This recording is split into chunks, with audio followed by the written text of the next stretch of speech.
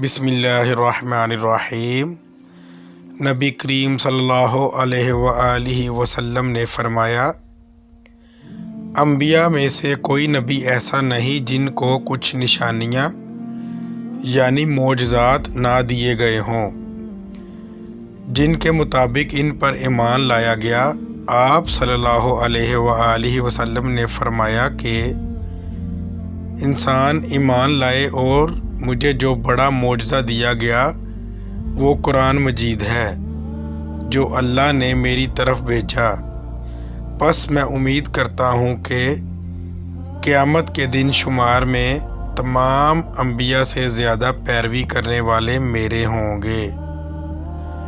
किताब सही बुखारी हदीस नंबर 7274।